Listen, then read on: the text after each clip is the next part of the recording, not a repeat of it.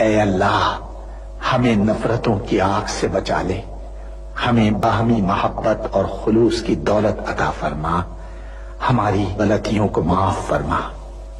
ہم اپنے گناہوں سے توبہ مانگتے ہیں، ہماری توبہ قبول فرما۔ اے ہمارے رب، ہم سے بھول چوک میں جو قصور ہو جائے ان پر گرفت نہ فرما۔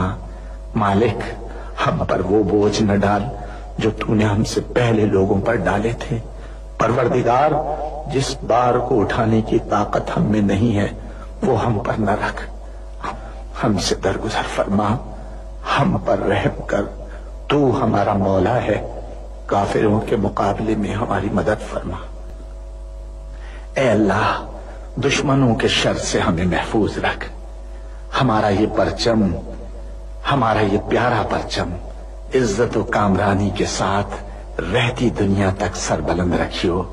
اے اللہ، اپنے رحم و کرم سے اور اپنے فضل سے اس سرزمین پاک کو معدنیات اور قدرتی وسائل سے مالا مال فرما دے۔ اے اللہ، ہم سب کو حلال کی روزی حاصل کرنے کی توفیق عطا فرما۔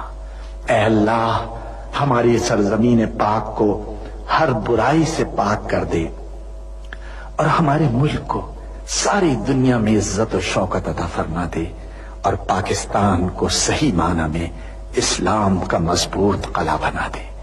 ہمیں، ہمارے والدین، ہمارے اہل و عیال اور تمام مومن مسلمان مردوں اور عورتوں کو بخش دے۔